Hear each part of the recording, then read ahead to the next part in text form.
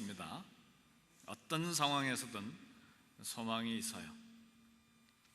하버드 의과대학 벤슨 교수님이 이런 연구 결과를 발표했습니다.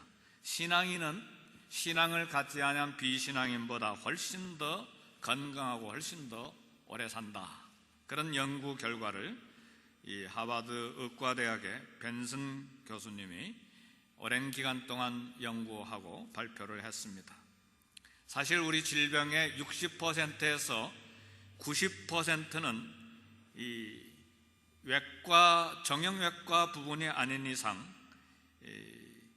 육체적인 문제가 아니고 마음의 문제와 스트레스에서 오는 현상이라는 것은 이미 잘 알려진 정설입니다.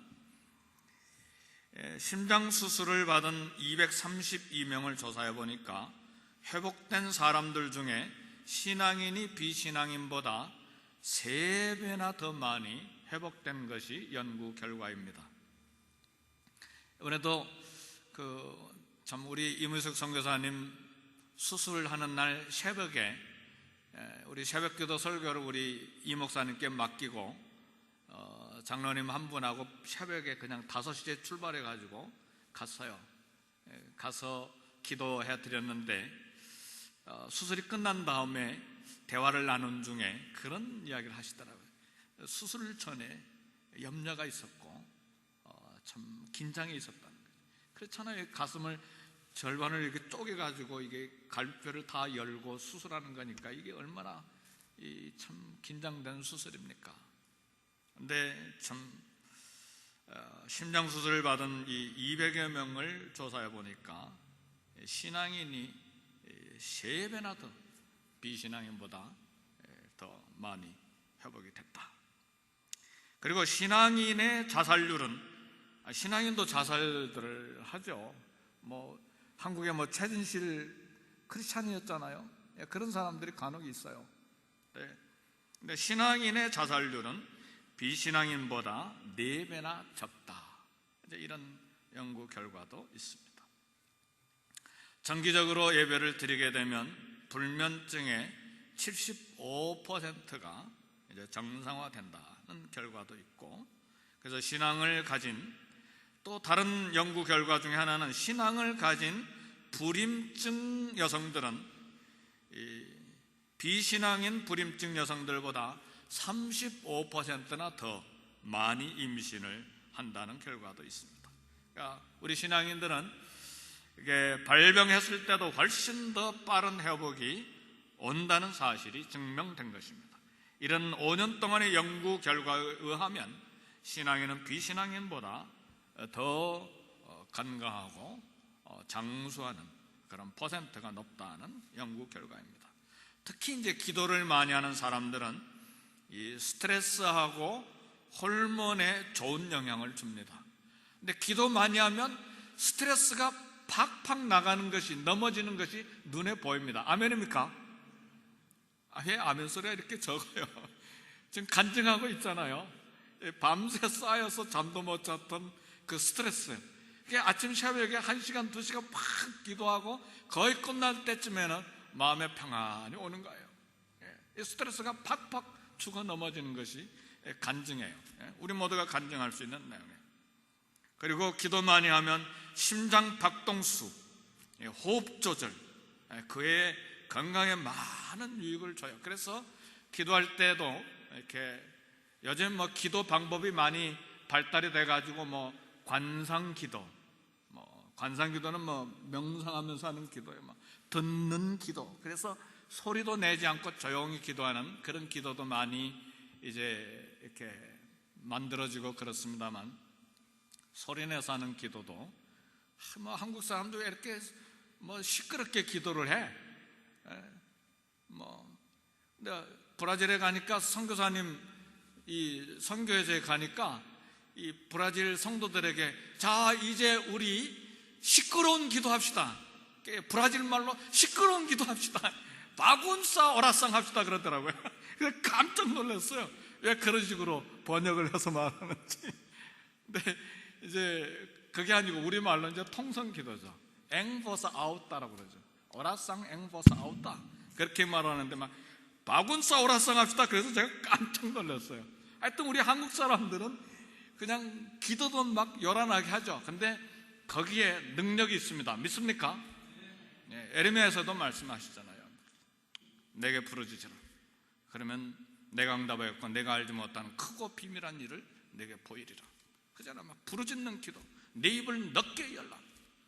이거 기도에 관한 이야기잖아요. 그러니까 우리 금요일 저녁마다 좀 큰 소리로 기도하니까 우리 교회가 전통적으로 20몇 년 동안 조용히 기도하다가 갑자기 큰 소리로 기도하니까 참 적응이 잘 안 되기도 하고, 그래서 금요 저녁에 오는 것도 좀 부담스럽고, 그건 다 우리 이해할 수 있어요. 왜냐하면 기도의 참 습관과 방법이 다 다르기 때문에 충분히 이해할 수 있고, 또 그런 기도도 좋은 기도입니다. 영국에 가서 1년 년 동안 사는 동안에 보니까 영국 사람들은 이 통성기도가 없더라고요. 수요일 저녁마다 모여서 기도 참석을 했는데, 한 사람이 기도하면 또 한 사람이 기도하고, 이 사람이 기도 끝나면 또 이 사람이 기도하고, 이렇게 아주 영국 신사적으로 기도하는 것을 봤어요. 그러니까 기도 방법이 각각 다르기 때문에, 그게 또 거기에 다 은혜가 있기 때문에 어떤 것을 꼭 이것만이 옳다 그렇게 말할 수는 없어요. 다 좋은 기도입니다. 아멘입니까? 근데 이제 우리 금요일 날은 모여서 뜨겁게 한번 기도하자. 일주일에 하루 한 번이잖아요. 한번 기도하자 이렇게 하는데, 이 기도가 스트레스와 호르몬에 너무 좋은 영향을 주는 거예요. 심장 박동수에도 호흡 조절에도 건강에도 유익을 주는 것입니다. 이제 이런 긍정적인 결과의 핵심 이유 중에 하나는 우리 신앙인에게 소망이 있다는 사실이에요. 우리 주님 안에서 갖는 소망은 삶의 모든 문제와 사건을 극복하게 하는 능력이 되기 때문에 그렇습니다. 우리가 예수님을 믿고 소망을 갖게 된 것은 우리 기독교인이 갖는 엄청난 특권이요, 하나님의 은혜입니다. 우리 하나님, 우리 하늘에 계신 아버지께서 어떤 하나님이냐?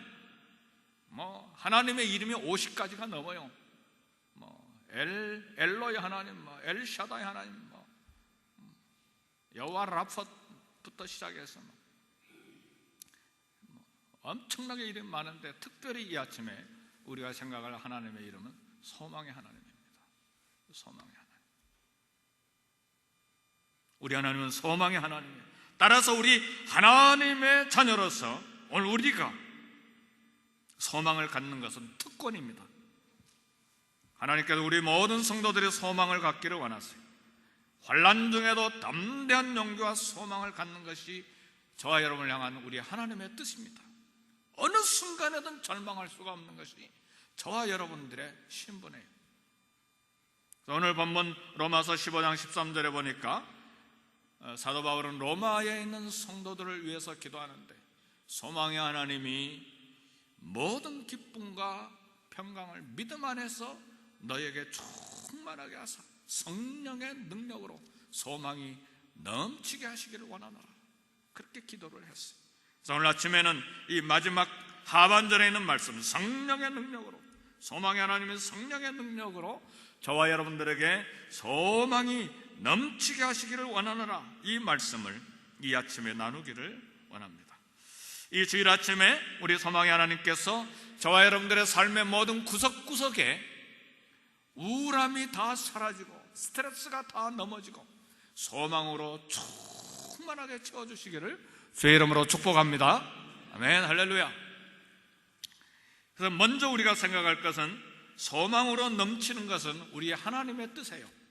어떤 사람은 우리는 죄인이니까 늘 고개 숙이고 우울하게 살아야 되고 슬픈 마음으로 살아야 된다. 전혀 그렇지 않습니다. 성경 어느 곳에도 그런 말씀이 없어요.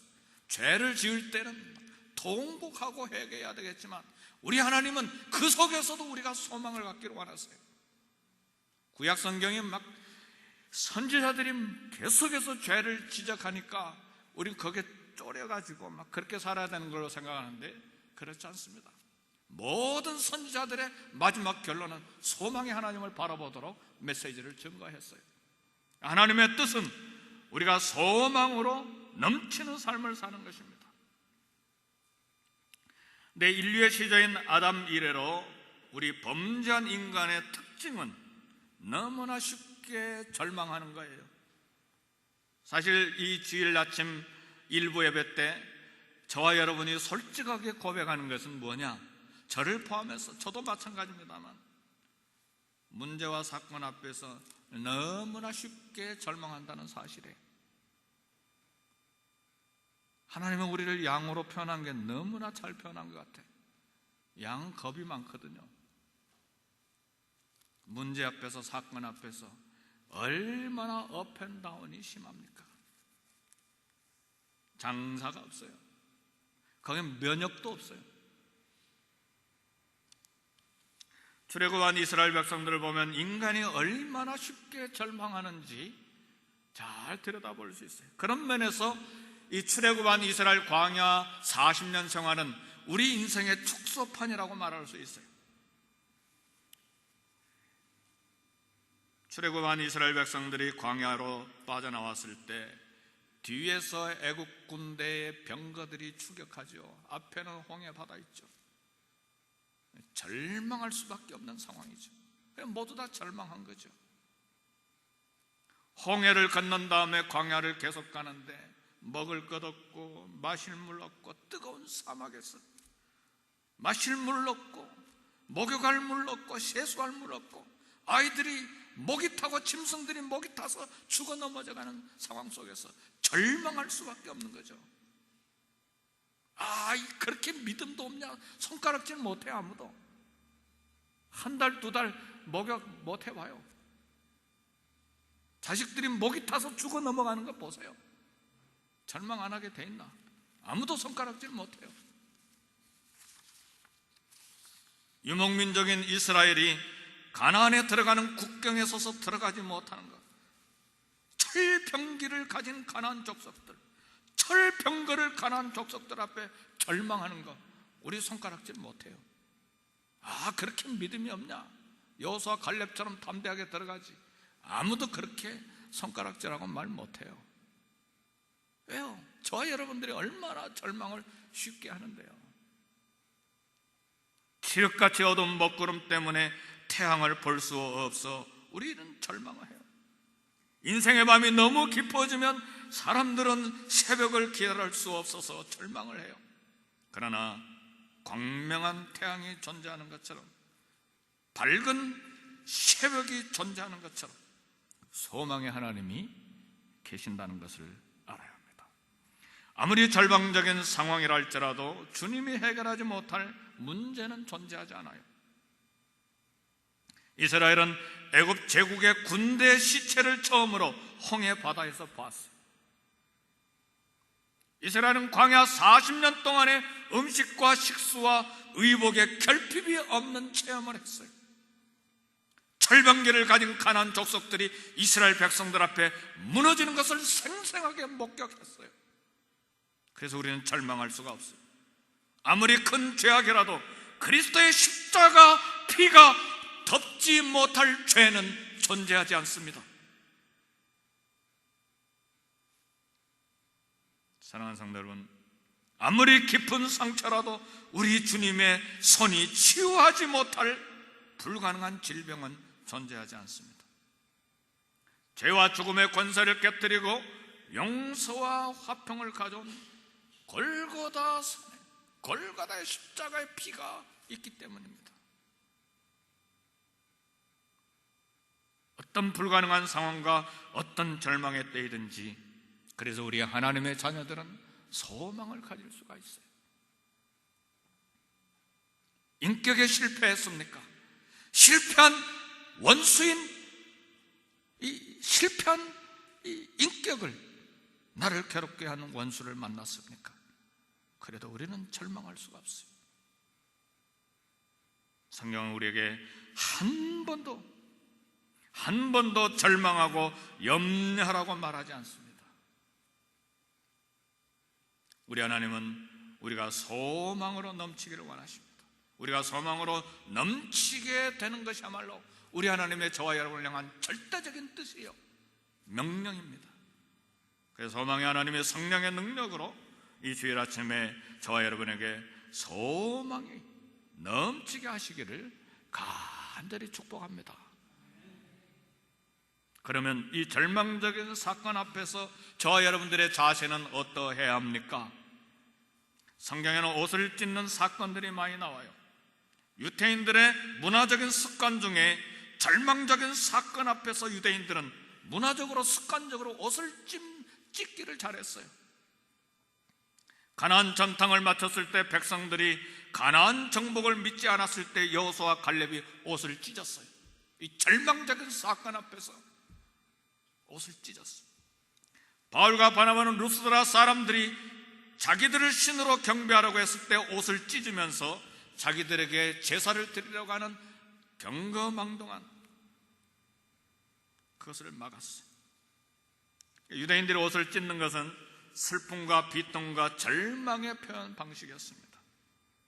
특히 하나님을 불신하고 하나님에 대한 왜곡된 경배는 옷을 찢을 만큼 거대한 큰 사건이었기 때문에. 그러나 성도 여러분, 성경에는 어떤 사건에도 옷을 절대로 찢어서는 안 될 명령을 받은 사람이 있어요. 하나님께서 아론의 두 아들을, 제사드리는 아론의 두 아들을 죽이셨어요. 하나님께서 명령하지 아니한 다른 불을 사용하다가 그 자리에서 죽었어요. 이때 하나님께서 모세를 통해서 아론에게 이야기했습니다. 레위기 10장 6절의 말씀입니다. 너희는 머리를 풀거나 옷을 찢지 마라. 너희 죽음을 면하라. 인륜상으로 볼 때 자식의 죽음이라고 하는, 두 아들이 죽었다고 하는 이 비극 앞에서 옷을 찢는 것은 너무나 당연한 거예요. 그러나 제사장 아론에게는 옷을 찢기만 하면 아론은 그 자리에서 죽어야 되는, 반드시 죽어야 되는 거대한 죄가 됐기 때문에 아론은 옷을 찢을 수가 없었어요. 일반인들은 옷을 찢어도 되는데 왜 제사장은 옷을 찢는 것이 금지되었습니까? 구약에서는 제사장만이 하나님 앞에 피를 가지고 하나님의 임재인 성소에 들어갔습니다. 하나님의 임재인 속죄소 앞에서 백성의 죄를 용서를 받았습니다. 희생양의 피를 뿌리고 하나님의 심판을 받고 용서를 받고, 거기에서 시은 좌 앞에서 하나님의 임재 앞에서 하나님의 긍휼과 자비와 축복과 은혜를 받았어요. 따라서 하나님의 임재 앞에 선 자는 어떤 사건도 재난으로 여길 수가 없는 거예요. 하나님의 임재 앞에 있는 사람은 어떤 일에도 절망할 수가 없다는 사실이에요.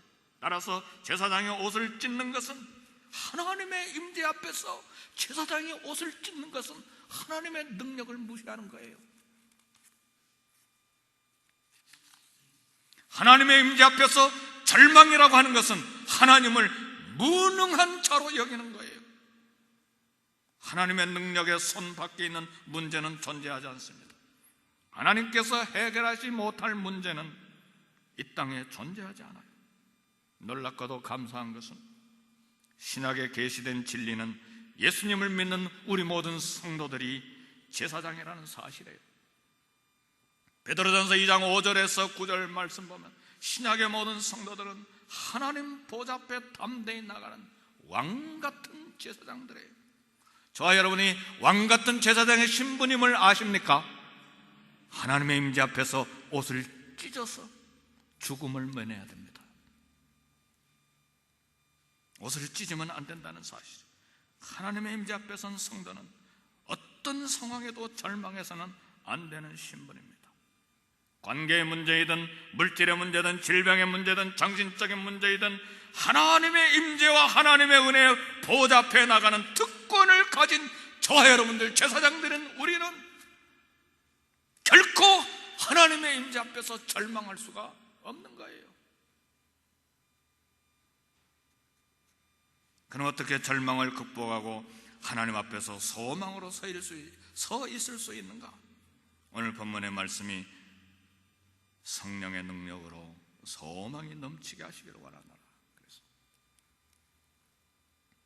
성령의 능력으로 소망이 넘치게 하시기를 원하노라.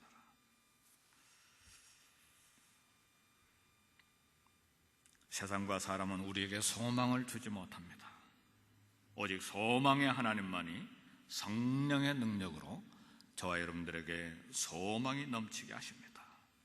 로마서 8장 11절의 말씀 보면 예수님을 죽은 자 가운데서 살리신 하나님은 성령으로 우리 죽을 몸도 살리신다고 그랬어요.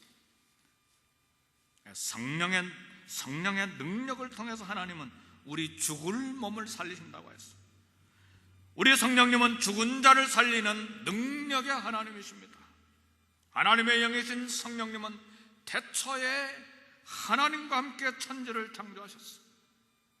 우리 성령 하나님은 처녀 마리아가 생명을 잉태하게 하신 하나님이세요. 우리 성령님은 예수님을 죽음에서 부활하게 하신 하나님이세요. 우리 성령님은 우리 죽을 몸과 영혼을 소생시키시는 능력의 하나님이십니다. 우리 하나님은 바로 그 성령의 능력으로 저와 여러분들에게 소망이 넘치게 하시는 것입니다. 성도 여러분, 생명이 없는 설교, 생명이 없는 찬송, 생명이 없는 삶, 생명 없는 예배 얼마나 무기력합니까? 그러나 성령의 능력이 찾아올 때 모든 무기력한 것들이 생명을 갖게 됩니다. 사실 우리는 연약합니다. 무능합니다. 누가 하나님 앞에 능력 있다고 나설 사람이 있어요? 섰다고 선줄로 생각하면 넘어질까 조심하라고 그랬어요. 나는 영성이 깊은 사람이야. 함부로 말하지 마세요. 그 말하는 순간에 넘어지는 순간이요. 오히려 우리가 고백하는 것은 우리가 연약한 것과 무능한 것이 복이라는 사실, 우리가 무식하고 무가치하다는 것이 얼마나 큰 복인지 몰라요. 그 무식과 그 무가치한 것과 그 연약함 때문에 성령님을 덧입게 되기 때문에 그렇습니다. 그래서 바울은 고백하기를 내가 연약할 때 곧 강함이니라. 내가 완벽하게 연약할 때 하나님의 능력이 온전하게 드러나기 때문입니다. 그래서 우리는 소망이 넘치게 되도록 하나님의 성령님의 도우심을 부리짖어야 합니다. 성령의 능력이 우리의 찬양과 예배와 기도를 살아나게 만드는 거예요. 성령의 능력이 우리 영이 살아나게 하고 우리 삶의 소망이 넘치게 합니다. 성령님이 우리가 듣는 모든 말씀을 살아있는 말씀이 되게 하는 거예요. 성령님이 내 영혼과 우리 교회가 살아있는 교회가 되도록 만들어요. 따라서 우리는 날마다 성령의 능력으로 소망이 넘치게 해달라고 기도해야 합니다. 성령님은 우리가 하나님을 아버지라 부르게 하신 능력의 하나님이에요. 갈라디아서 4장 6절의 말씀 보니까 하나님이 그 아들의 영을 우리 마음의 가운데 보내사 아빠, 아버지라 부르게 하셨느니라. 우리는 성령님의 능력으로 거듭나서 성령님의 능력으로 하나님을 아버지로 부르는 자녀되는 권세를 받았어요.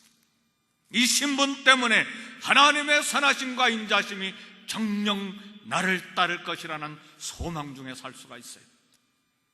이 신분 때문에 하나님의 집에서 영원히 살 소망을 우리가 갖게 된 것입니다. 아멘입니까? 성령님은 보혜사로서 우리의 위로자가 되시고 옹호자가 되십니다. 성령님의 위로가 없으면 우린 절망하고 죽을 수밖에 없어요. 하루에도 얼마나 절망하기를 반복합니까? 성령님의 우리의 위로가 되셔서 우리가 살게 되는 거예요. 성령님의 위로가 없으면 인생 항로에 절망하여 죽음에 이르는 질병에 걸려요. 죽음에 이르는 질병을 기획하는 철학자, 그 사람은 절망이라고 했어요. 죽음에 이르는 병은 절망이다. 성령님은 능력으로 우리가 소망을 갖게 하셔서 기쁨으로 즐거움으로 소망 중에 살게 하시는 것입니다. 성령님, 우리가 우리 주 하나님, 우리 예수님과 깊은 교제를 갖게 하십니다. 주님과 교제가 끊어지는 것은 성도에게 절망이요 죽음이에요. 그러나 성령님은 우리가 우리 주 하나님과 예수님과 끊임없이 깊은 교제를 갖게 하세요. 주님과 친밀한 교제에서 나오는 소망이야말로 성령의 능력이요 성령의 도우심의 결과입니다. 하나님께서 성령의 능력으로 우리가 소망으로 넘치게 하시는 것입니다. 그러므로 우리는 성령의 능력으로 소망이 넘치게 해달라고 부르짖어야 돼요. 성도 여러분, 어떻게 하나님과 날마다 동행하실랍니까? 내 경건의 능력으로요? 어림도 없어요. 성령님이 도와주셔야 돼요. 어떻게 날마다 주님 안에 계명을 지키면서 살 수 있습니까? 우리가 주님을 사랑하는 표현이 계명을 지키는 것이고, 계명을 지키는 자는 아버지께서 그를 사랑하시고 나도 그를 사랑하여 내가 나를 그에게 나타내리라. 하나님의 임재를 나타내 주시겠다는데 어떻게 주님의 사랑의 계명을 가지고 이 땅을 살 수 있어요?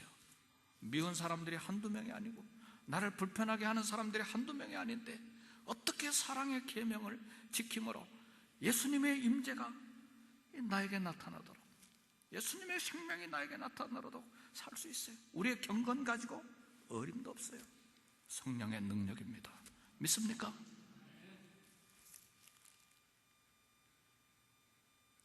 예수님이 요한복음 15장 11절에서 말씀하셨습니다. 내가 너희에게 이것을 이름은 내 기쁨이 너희 안에 있어 너희 기쁨을 충만하게 하려 함이라. 우리가 기뻐하고 소망에 넘치는 것이 하나님의 뜻이요 우리가 소망 중에 사는 것이 하나님의 명령입니다. 우리 성도들의 진정한 영성은 상황이 원하는 대로 풀리지 않을 때도 소망을 갖는 것입니다. 성도의 진정한 영성은 상황이 원하는 대로 풀리지 않을 때도 소망을 가질 뿐만 아니라 상황이 꼬이고 길들이 막히고 삶이 불편할 때도 하나님의 임재 앞에서 소망을 갖는 것입니다. 그래서 저와 여러분들은, 우리 신약 시대를 사는 저와 여러분들은 하나님의 임재 앞에 선 제사장들로서 어떠한 일에도 옷을 찢어서는 안 돼요. 하나님의 임재 앞에 선 신약의 성도들인 저와 여러분들은 제사장으로서 어떠한 일에도 하나님의 임재 앞에서 절망해서는 안 돼요. 하나님이 금하신 일이에요.